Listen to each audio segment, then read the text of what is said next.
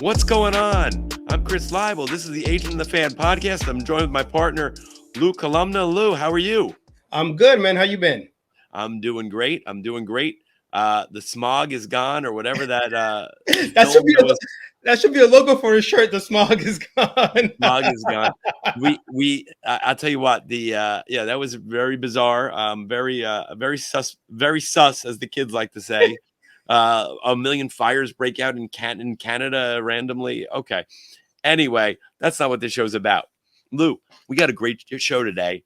I have an old friend of mine. His name is Rich Coutinho. Rich is a staple on the New York sports reporting scene for a long, long time. He's a great guy, very knowledgeable. He's like a super fan who's covered sports in New York, especially for a long time. We'll get into that with him, and we'll have him join us shortly. But I'm excited because we got some interesting topics to talk about. So I want to delve into it. I think is he on right? Is he there? He's on. Let's get him on. Let's bring Rich right in. Rich. Hey there. How you guys doing today? How are you? Doing great. How you doing? Pretty good. Can't complain. Pretty good. Like you said, the smog's gone, so we're all better. Yeah, exactly. Well, at least now we can breathe and see clearly. Rich, so for those who don't know, Rich is, as I said, a staple on the New York sports scene and really in the national sports scene. Rich is a guy who's covered sports a long time. Rich, how long have you covered sports? The first year I covered New York sports was 1984. So I came in right around the time of the mid-'80s Mets and, the Giants, doing what they did, the football Giants. And obviously then the following decade was the Patrick Ewing years at the Garden, along with the Rangers winning the Stanley Cup. So a lot of great times covering sports. It's a great job. That's awesome. Now, Rich, I know we've known each other a long time. And I mean, how did you guys meet, Rich? You and Chris. I mean, you remember, Rich? He's very not forgettable. Well, Chris is a very memorable guy to meet, but we met when Chris was working for the Mets because in the press box days we were, and it's wild about baseball in the press box. When you get to know people the best during a rain delay. The rain delay. Okay, true. And we all know there are rain delays every year. Some of them longer than others, and that's the time you get to kind of know people and. I'll give you one quick example. I've become great friends with Kevin Burkhardt over the years, and we got to know each other during a rain delay at Shea Stadium, and he was amazed that I covered Dwight Gooden in his rookie year. And I said, yeah, I'm an old man, Kevin, and you're a young whippersnapper, but you're going to do well in the business. And that turned out to be a pretty good prediction. Yeah, Kevin's done pretty well for himself and a great guy for sure. Richie, one thing we have to mention, I have to do this while we have you here. So Rich and I have a good friend, a mutual friend. Now, Rich knows him a lot better than I do, and he is kind of a mysterious guy, but we have to talk about Pez, Richie. Jon Pezzulo is one of the smartest guys in our business. Great guy. Yeah, Jon Pezzulo is a guy who we grew up together in the streets of the Bronx, and got to know sports together. He's younger than me, and when I got to Fordham, I was in my senior year, and he was a freshman there. And we knew right away, you could be having a casual conversation with Jon Pezzulo, and he'll be able to tell you who the third-string cornerback is for the Florida Gators. And he'll be able to tell you on the tip of his tongue, off the top of his head. And he's awesome. He's awesome. He's a great guy. He's a little mysterious. But I sat with him. What makes him mysterious? Richie, you want to try and explain him? He's quiet. He's a reserved guy. He's a reserved guy. And the one thing I'll say about Jon that separates him from most people I know, it doesn't take much to keep Jon happy. Yeah. He always said, if I had a job where I could make money watching sports and reporting on it, that's all I'd need for the rest of my life. And it's kind of worked out that way for him.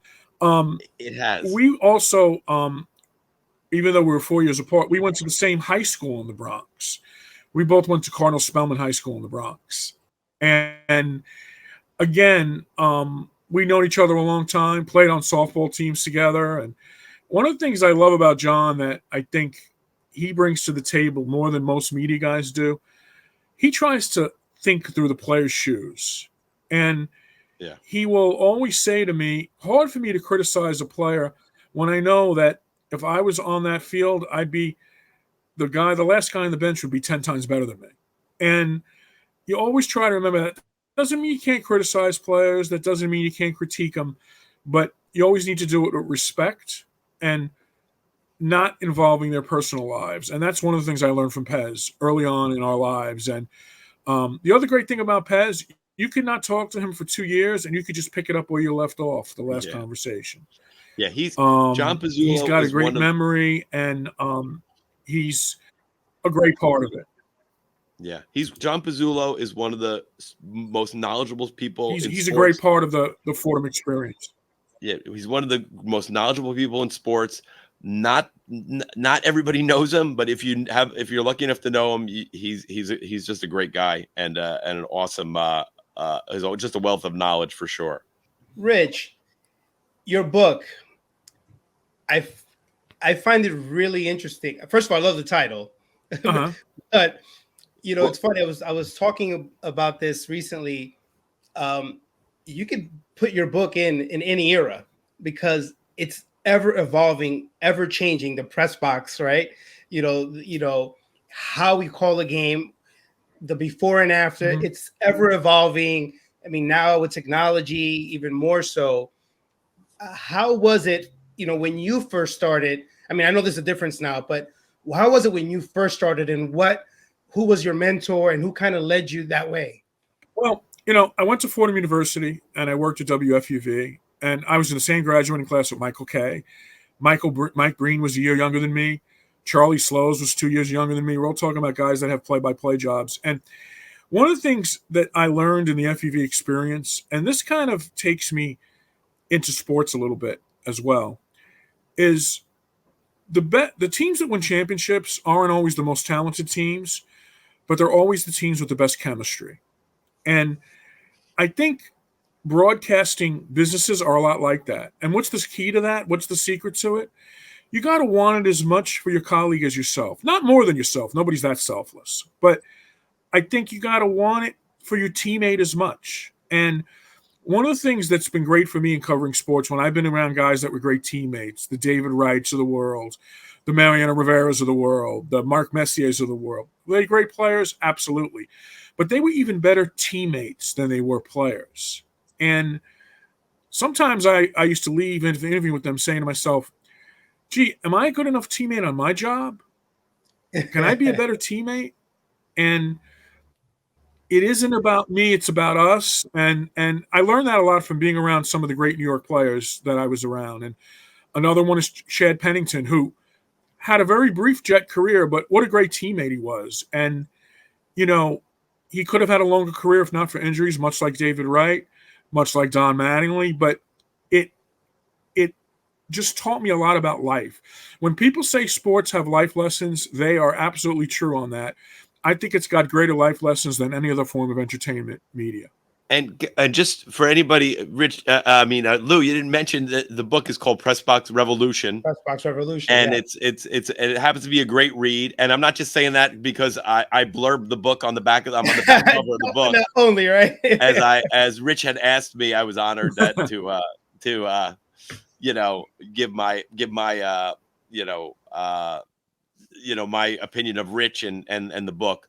So, but it happens to be a great read for our viewers and listeners who are interested in sports reporting, and even maybe some of you guys want to get into it. Rich is somebody who, as I said, who's had a long storied history and career in this business, and his take on it is really interesting. It's a great book. Well, thanks. And one of the things that I tried to put in the book was that the biggest difference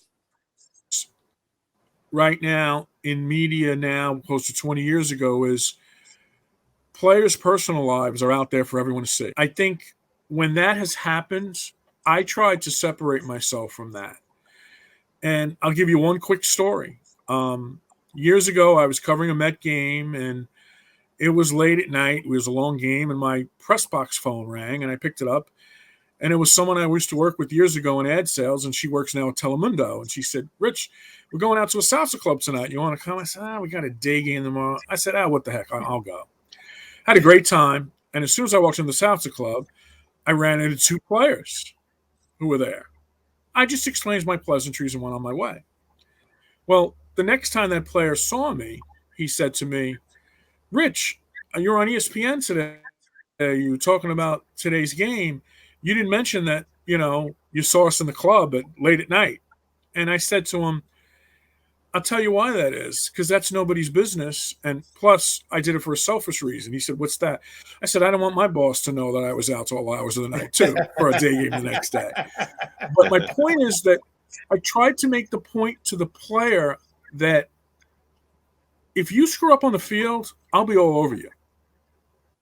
But it has to be what I see on the field. It's not about what is off the fields. Just like I wouldn't want anyone to be involved in my life off the fields. And from that moment on, I think not only with that player, but with a bunch of other players, my relationship increased. And this is what I think I always try to remember. Breaking a story, it's important. It's why we're there. But you better make sure if you're going to betray a player's trust and take something off the record and put it on the record, that it's going to be worth your career in gold, because you can't ever repair that relationship once you do that. And I never thought any story that I had was as important as that. And to this day, I take that mentality when I enter clubhouses. That's a great point. Think the players, know the players that I know that know you know that, and that's that's not speaking out of school, and you're not giving telling something that isn't true. I think that's true, Rich. I mean, 100%. You can't say that about everybody. Can't say that about a lot of people. And I appreciate everything the players have said about me. In fact, I know Chris knows this, but last year at this time, I was recovering from a triple bypass. And why did I get a triple bypass? Nobody's fault but my own. I could have taken better care of my body. So that's what it comes down to. But I heard from so many players when I was recovering. I heard from David Wright. I heard from Mike Piazza. I heard from Tom Glavine. Then one day I get a call from a 202 area code. I'm saying, who do I know in Washington, D.C.? And I pick up the phone. It's Patrick Ewing. And, those of you who don't know me well enough, I grew up as a fan. I was a Met fan, a Jet fan, a Knick fan, a Ranger fan. But even more importantly, I was a Georgetown Hoya fan. I grew up that way. I didn't know that. And yes, I went to school with a lot of kids in St. John's. I had great fun with them. But when I met Patrick covering the Knicks, we always had an affinity with each other. I also went to a basketball camp in my high school one summer that was run by John Thompson. And you want to talk about getting life lessons from someone a whole summer? Yeah. I learned things from John Thompson that I wouldn't be the kind of person I am if it wasn't for him. And it was, I'll give you one more funny story. My first job that I had reporting, I was working at ABC Radio Network, and my first thing that I covered was the Big East tournament. Georgetown plays Seton Hall in the first round. They win their game. And John Thompson walks into the media room, and there I am in the second row. And he stops the session, says, Rich Coutinho, what the hell are you doing here? And I explained to him, I'm working for ABC now. He said, I always knew you'd do that. And then he proceeded to sit with me for 25 minutes and just talk to me about my life. And I just think as a coach and a man, John Thompson is not given enough credit for the things he did, the things he championed. The Allen Iverson bowling alley incident was reported very incorrectly by the media. I was one of the people that said, I know he shouldn't have done what he did, but there's a reason Allen Iverson had to do what he did that night. And the bottom line, too, in racism in this country, I'm a white man, but I can never truly understand what it will be like to be a black man walking down the street. So I have to listen to what they say and try to put myself in their shoes when I know I can't possibly do it. And I think John Thompson taught me how to take that walk, and I will love him forever for the rest of my life for that. That's amazing. I mean, John Thompson is one of my favorite coaches. I grew up, a Big East fan, Syracuse. I used to love the Ronnie Cycles and Sherman Douglas and Billy Owens and Derek Coleman's and Adrian Arch, all those guys. But there was something about John Thompson, he had a presence. We all know that, right? He had this aura about him. Was he a gentle giant, or was he as strong-willed as we see on TV? He was strong-willed, but I went down to that basketball camp because I wasn't playing much, and I said to my dad, "I'm never going to be a scorer, Dad, but I got to learn how to play defense and rebound." My father said, "Okay, we're going to send you to John Thompson's camp." And let me tell you what happened to me. In that whole summer, he taught me how to box out. He yelled and screamed at me, but he also gave me a lot of positive reinforcement. And my playing time increased probably an average of 15 minutes a game the next year in high school. And I would go to my coach and I'd say, "I don't even care about getting the ball. I just want to defend this guy that thinks he's going to score 25 points." That was what John Thompson put in me. And I think the thing John Thompson did better than anything with people he encountered, play to their strengths. He used to always say to me, "I don't ever use the word weakness. It's an area of development. It's not a weakness." I've heard that a lot in the business world, but John Thompson was the first one that ever said that to me in my life. And I think that, the other thing about it was that, sometimes we forget what a great college player Patrick Ewing was. 4 years at Georgetown, 3 years in the Final Four. The only year he didn't make the Final Four was when John Koncak beat him on SMU, and they lost in the Sweet 16. But 3 straight years in the Final Four, obviously winning the championship, and winning it after having an awful moment in losing that game to North Carolina. Being able to get back to that place and beating, winning in the Final Four in Seattle, beating a Kentucky team that was really the beginning of the end of that Kentucky era, and then winning the championship game. Patrick Ewing was a winner. I've never covered a guy that practiced at 100% all the time like Patrick Ewing. I never saw a player in any sport do it the way he did it, ever. Well, listen, I'm going to be remiss if I don't say that I was a big Walter Berry guy. And shout out to the original truth. Paul Pierce, you stole his nickname. Walter Berry was the truth.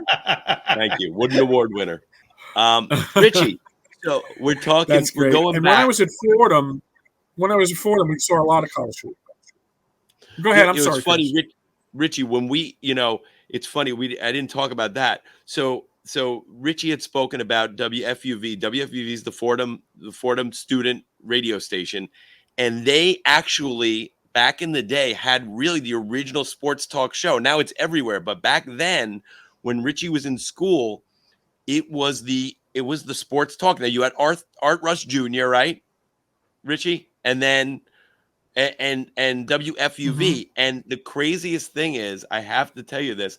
When I'm younger than Richie, but when I was younger, one of my dad's best friends went to Fordham, and he was aware of the station. He told me, "Hey, if you're ever up late at night or you're having trouble or whatever, because I had trouble sleeping when I was a kid, and I was up. I sometimes was up late. He's like, put on this, you'll enjoy the show."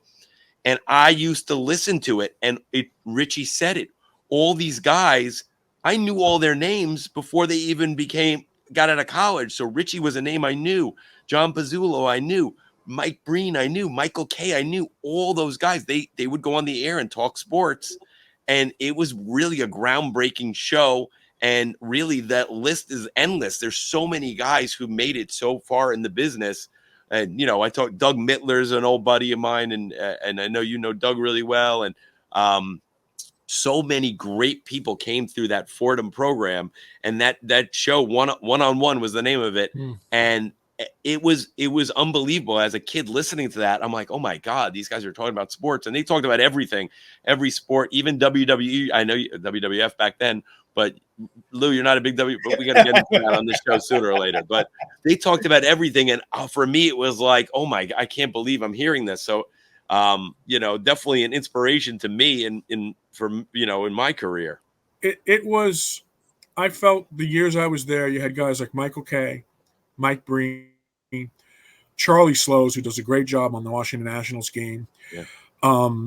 You had Bob Papa, was a freshman when I was a senior. And there were some people that when they got behind the mic for the first time, you almost knew it. Well, Bob Papa, I thought he was ready to do the Giants, when he was a freshman at Fordham. With Charlie Slows, I heard him do a hockey game his freshman year there. I said, this guy's ready to do professional sports. And it kind of turned out that way.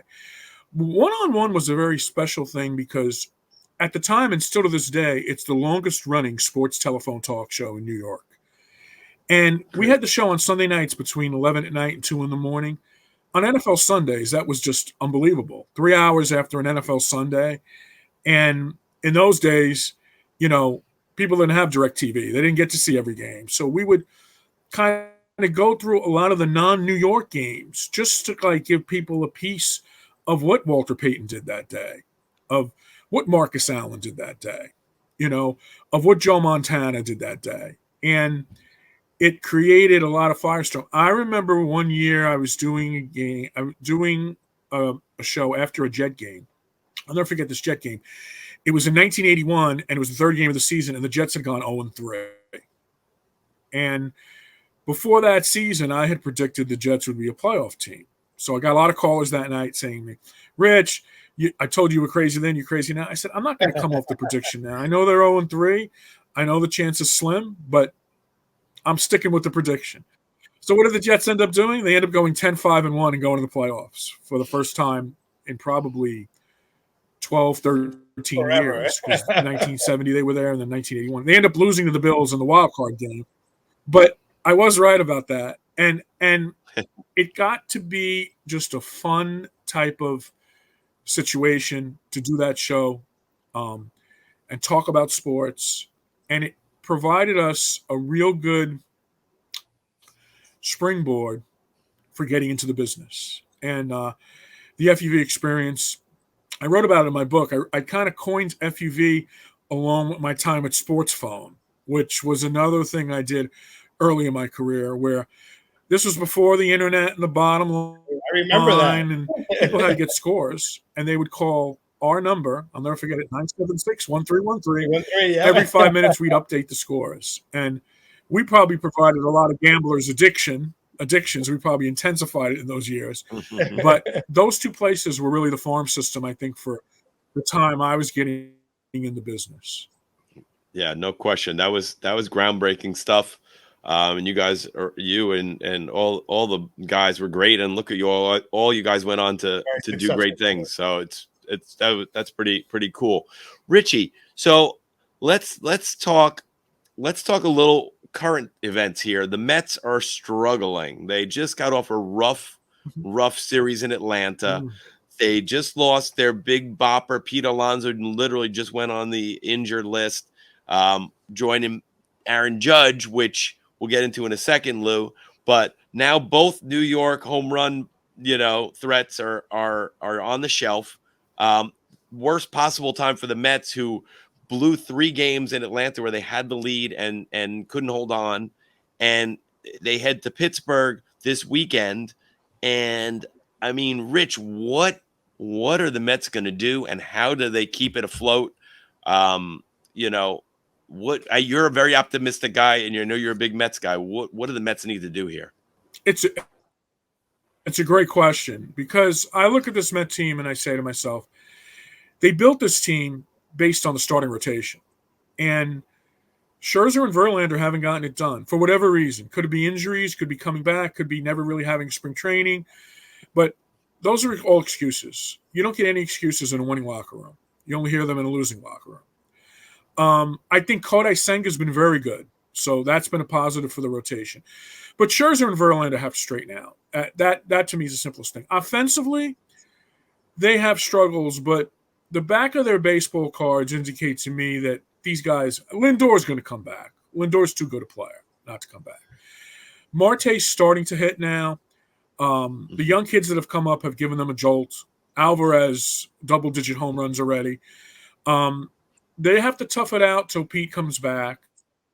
I'm thinking Now, they brought Guilherme up today for Alonso going on the IL. I think eventually, and I don't know how soon this is going to be, but I think Mauricio is going to come up here and play second base. And I think all the guys you've seen come up, and Beatty's done well, and obviously Alvarez has done super. Vientos not as much, but he's a good hitter. I think he'll rebound and if he gets enough at bats. But of all those four, Mauricio's the best of the four that I've seen. So I think that's going to be what they're going to try to do eventually, depending on how long Alonso's out. You could put Mauricio at second base. You could stick McNeil permanently in left field. And then you can have a combination of DHs, whether it be Tommy Pham, whether it be Mark Canha, whether it be Eduardo Escobar, especially against left-handed pitching. And I think offensively they're going to be okay. The big problem I see this team has is the bullpen. Now, Robertson, I know, lost, got the blown save yesterday, but overall he's been very good. So I'm not going to categorize him as a problem. But last night we saw for the first time, maybe in the last 3-4 games, we were kind of not even looking at not having Edwin Diaz. But, bottom line is he's the best closer in the sport. And I don't even think it's close. I don't think anyone's close to him, okay? And you lost a guy like that. Robertson has filled in well. The problem to me has been lead up guys to Robertson. Adam Ottavino's been terrible. And one of the things I've noticed, and I try to not only watch the games, but I look at tape after the games, his slider's just not there anymore. And that means all he's got is his cut fastball and his straight fastball. And I think with the left-handed hitters, he can get them out because that cut fastball gets in on them. But getting right-handed hitters without a slider is impossible for him. And we've seen that occur. I think Brooks Raley's been pretty good. I think Drew Smith's been up and down. But I think they need someone in that eighth inning spot to lead up to Robertson. Because the plan was when they built this roster, Diaz the ninth inning, Robertson the eighth inning, Ottavino the seventh inning. That was the plan. Now, because Diaz got hurt, that plan kind of went away. I know the Mets are looking at adding bullpen. I know they've talked to the Reds at least 4 or 5 times in the last 3 weeks about Diaz's brother. So that's somewhere they can go. But one thing I know about the trading deadline, there's usually a lot of relievers there at the deadline, but it usually doesn't happen till the deadline. So it'll be very hard to make a deal now because I think the teams that are going to trade a bullpen guy, they want to let the market emulsify and get the best they can for those bullpen guys. But bullpen guys will be available. And so to me, if I was looking at the Mets, the biggest problem they have is in the bullpen. I think defensively they're a really good team. I think the hitting will come around. And I think, listen, if Scherzer and Verlander don't turn it around, there's not going to be any season anyway. So you have to believe that those guys can turn it around. I'm more concerned with Scherzer than Verlander, to be honest with you. Verlander had a bad game yesterday. His slider's been off, but he's had some good games. Scherzer's fastball is 4 to 5 miles an hour less than it was last year, and that to me is a concern. And that makes his slider more hittable and his changeup more hittable. And overall, as a pitching staff, the Mets just walk too many guys and give up too many home runs. The Mets have given up the most home runs in baseball, and they're in the bottom 5 in hitting home runs in baseball, whereas the Braves are the exact opposite. The Braves have the most home runs in baseball, and they've given up the least amount of home. And that's how you have an 8.5 game lead. That's how you do it. No, it's true. Listen, you brought up a lot of great points and a lot of interesting things to think about. There's no question about it. Verlander and Scherzer, high-priced veterans. They put a lot of stock in them. Obviously, neither of them are kids. They really have to step up their game and start getting back to being themselves. If they're not, it's a potential. You're right. It's this team is shot. The bullpen has been terrible. I know Adam's a good dude, and Adam's had a very good career. He's definitely struggling. Can he get it back? I mean, when he's on, he's very nasty, but he's had a tough year so far. Obviously, the one thing we didn't talk about is Jacob deGrom, who is out for the season now.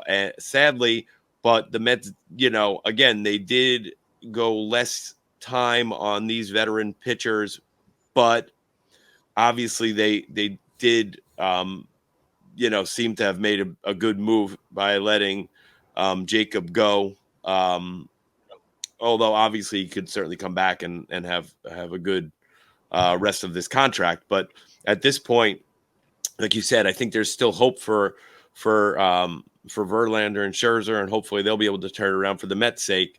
And we'll be interesting to see. I think Vientos is a guy to keep an eye on because Beatty's been playing well, but Vientos hasn't hit to this point, tore up the minor leagues, but with more playing time, can he perform? I don't expect him to be Pete Alonso, but can he perform? And because the youth injection has definitely helped them to this point. So it'll be interesting to see, but I agree with you. They got to go out and get some help on the bullpen. And, Diaz's brother wouldn't be a bad pickup at this point. But like you said, there'll be a lot of movement between now and then. The Mets just got to watch themselves now because they're slipping and they don't want to get too far back. Yeah. So, Rich, I have a question for you regarding that. That's very true. And Aroldis Chapman is another guy they'll look at. I was going to mention that when you have the Mets, the situation that they're in, and you are Kansas City, you're Cincinnati, they want your guy. You hold them over the head, and say, this is what I want. And what do you give up? What, they're not going to be cheap. What do you do? Well, it's very true. And I'll give you an example. A couple of years ago, the Yankees wanted to get Zach Wheeler from the Mets. They desperately wanted him. And what the Mets said to them in the conversations was, this conversation has to begin with Gleyber Torres and Miguel Andujar. Otherwise, have yourself a nice day. And it never happened for that reason. Now, the Mets should have traded Wheeler knowing they were going to probably lose him to get something. They didn't do that. I think you have to see how the market is. And if I was a general manager, my preference would be, I want to get the best prospect I can from the team I'm trading with. So I may have to take on some of that contract that I'm actually trading, even though it's a player that's going to help them. If let's say it's a $15 million player and he's still owed $9 million. If as a team you say, I don't want to pay any of it, you're going to get a lower level prospect. But if you say, I'll take a third of that the money away from you, we'll still pay, you might get a better prospect. And Brian Cashman did that in getting Gleyber Torres. And the Mets did that in getting Zach Wheeler when they traded Carlos Beltran. So I think that you have to see how the market starts defining itself. And I would say in the next 2 to 3 weeks, you'll see it define itself. And then come the All-Star break, that's when the serious discussions happen between the general managers at the All-Star game. Now, Richie, that's a good point. But to the other side of the coin, in the sports business, you mentioned Cashman and the Mets making these moves. Not every team can afford that luxury. The Royals might not be able to afford the luxury of paying part of a salary to get a better prospect, or maybe they have, and again, we never know what goes on with some of these things, or I shouldn't say we never know. You're a great reporter. I have some inside connections too, but sometimes we don't know what's going on. Maybe the owner's saying, I don't care what you get. Just get this guy out of here and take that salary with him. It might be a Royals or it could be a Reds or someone like that. Sometimes you don't know what's going on behind closed doors. I think theoretically what you're saying is a very good point. And from a baseball standpoint, of course, you always want to get the best prospect. And sometimes you got to pay a little money to get it. But in this case, we don't know if that is something that's even feasible for a smaller market team sometimes. Very true. And I think the other thing is smaller market teams don't necessarily have guys that are under contract for this year and next year. And, the trade last year at the deadline, I thought getting Benintendi was a good trade, but it would have been nice if they had Benintendi this year. And they didn't sign him, and he walked and went to another team, as did Matt Carpenter. But my point on the whole thing is that there's so many aspects to the trading deadline. How much of a commitment does the team they're trading him have? And we saw that in the Juan Soto trade. And we saw that, they had more of a commitment to Padres, so they had to give probably more prospects than they wanted to in that trade. And I never ever questioned Mr. Rizzo at the Nationals because he knows how to build rosters. And some of the players that he got in not only that trade, but the trade with the Dodgers and trading, Scherzer and Trey Turner, that's going to be the core group of their team. And I give Rizzo a lot of credit. I trust Rizzo with my firstborn. I really would. Because I think he's that Rizzo is brilliant a baseball man. Hey, he's a old school baseball guy. Not too many of those guys around anymore. But you hit the nail on the head with that to me. But Rich, speaking of Soto, I was talking about this yesterday, as a matter of fact. Great player. We were talking about him when he was traded originally, right? The first $500 million player. He's a great player. We know that.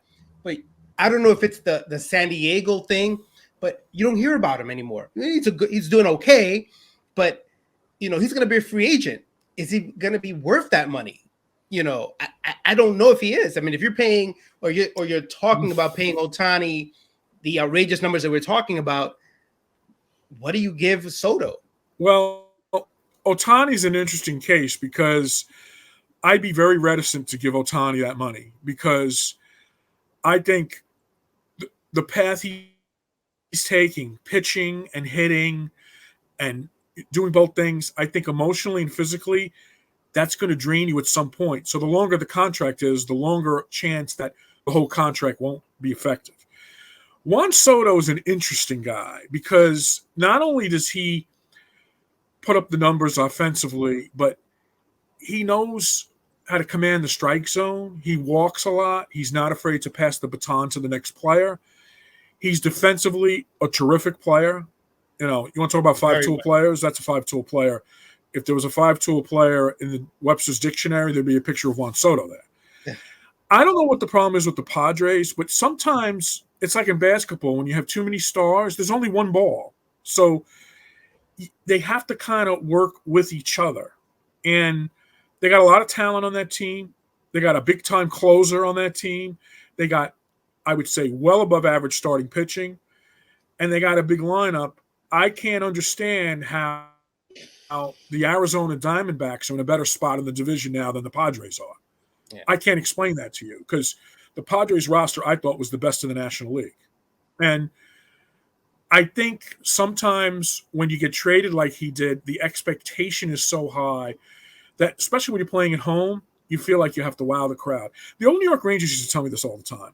Mark Messier would always say to me, "It's easier to play on the road than home, Rich." I said, "Mark, what are you talking about?" He would say, "Because on the road, you're all together, you're hanging out with each other, and it's like you're always doing the things to win a road hockey game. But at the Garden, you almost feel like you have to show off a little bit. You have to make that extra pass between your legs, or yeah." And it made a lot of sense when Mess said that to me because I have a feeling when I look at the Padres, that's what I'm seeing. When Juan Soto comes up every game, he thinks he's got to hit it 500 feet over Petco Park fields. And he may not have to do that. He may just have to get a walk to start a big inning with Manny Machado hitting behind him. He may have to do a hit and run. He may have to hit a ground ball to the right side so the runner on second with none out can get to third. These are all things he did seamlessly while a National. And I wish if I was his manager, I'd pull him aside and say, "Juan, be yourself. That's more than enough. That's why you're here. Be yourself. And understand that even if you hit 400, that means 60% of the time you're going to make an out. And it's a game of making outs, but there are productive outs. And relax and have fun." And I saw Soto do that when he was a National, and I've just seen the angst in his face a little bit as a Padre. I was gonna say that. I think someone has to pull him aside and say, "Have some fun, Juan." Yep. I was saying the same thing. I have not seen him smile as much as I have when he was with Washington. And I mean, I don't think he ends up in San Diego long term because I mean, how can you? I just don't see that.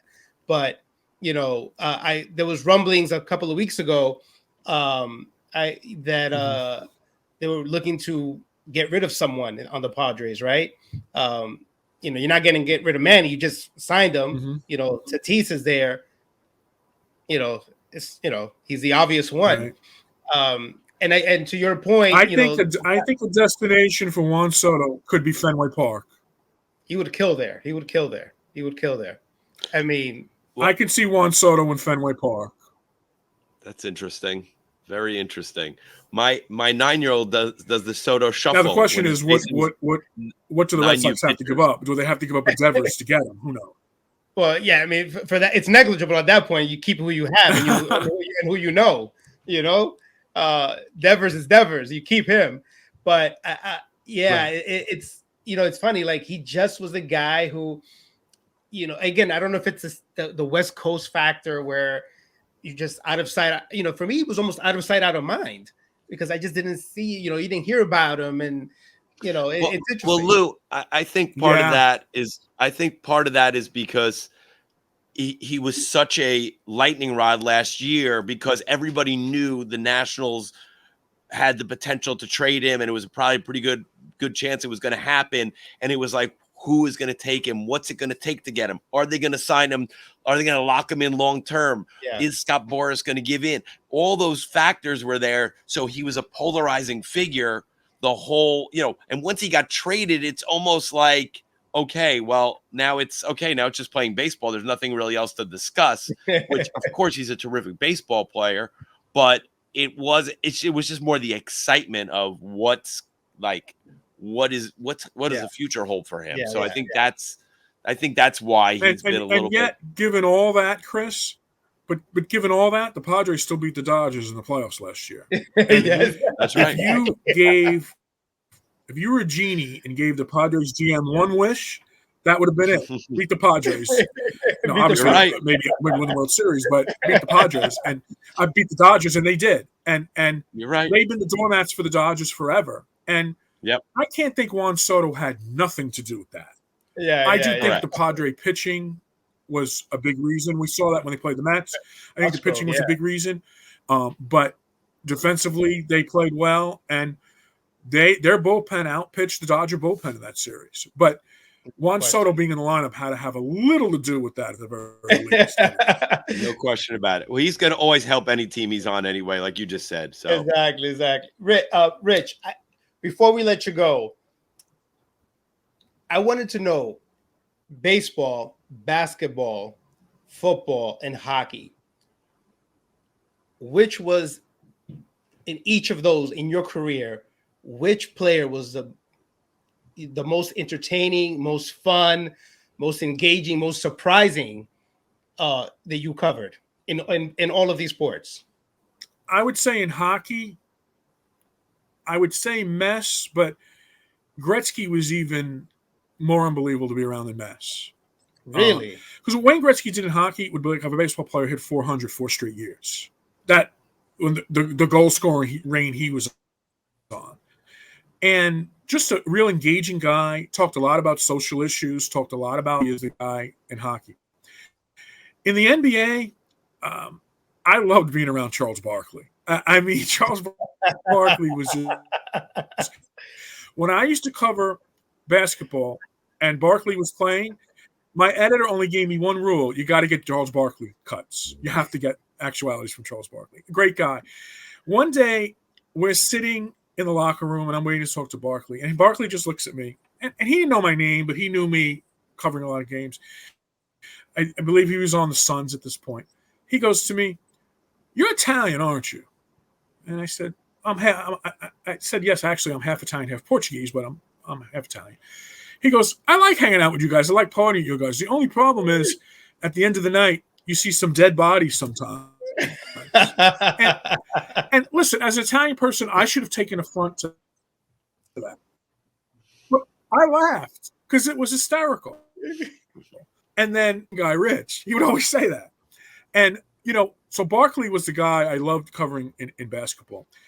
In football, there's a bunch of them, but I covered the Jets mainly, but I loved being around Jim Kelly, quarterback of the Bills. He was great to be around, a great person to be around. In fact, that team had a whole bunch of people I love talking to. Thurman Thomas and Andre Reed were great to talk to.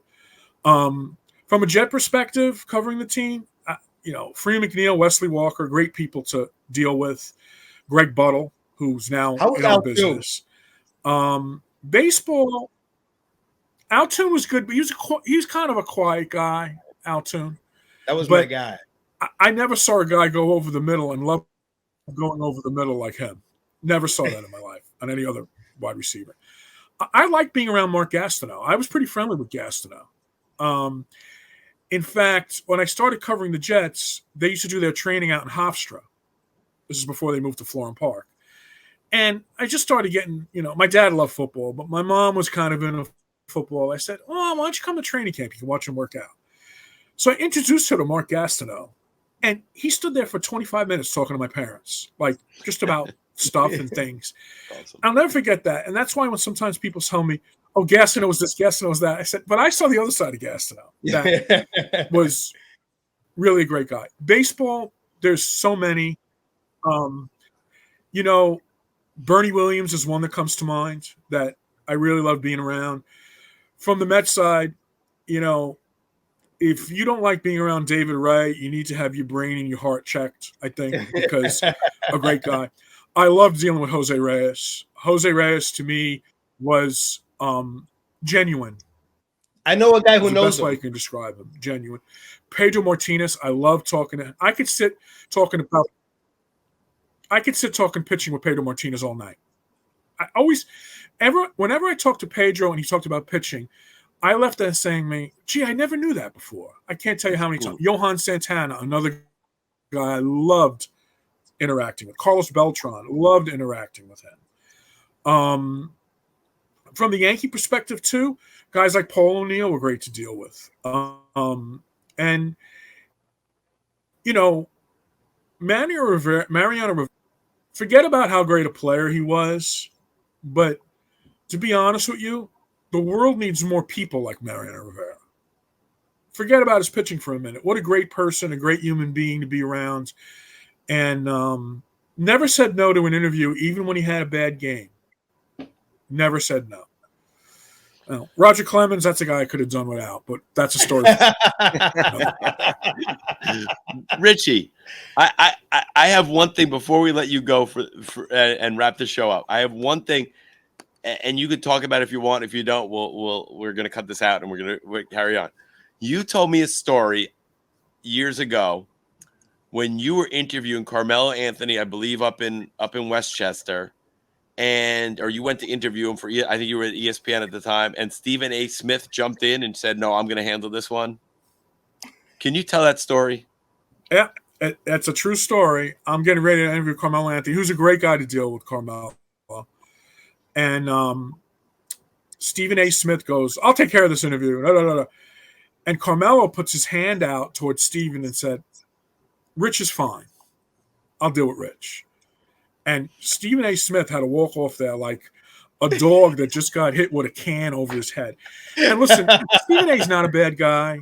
He treated me pretty well when I worked with him at ESPN. But this is another example in the media where, what people have to realize in the media is if a fan heard that one of us passed away, terrible thing, the fan would say, oh, that's too bad. I feel sorry for him and his family. By the way, what time is the game today? That would be their next question. But with players, if players pass, it's a little different because those players enter their lives every day. We cover the celebrities. That doesn't make us celebrities. Okay? And one of my favorite movies I ever watched in my life is a movie called The Paper. I don't know if you guys ever saw it. No, but it was about a guy in paper and they're trying to, close the paper for the day. Michael Keaton's in it.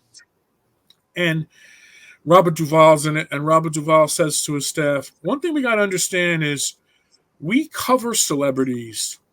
We're not celebrities. Don't try to make the money they make because you'll never keep up.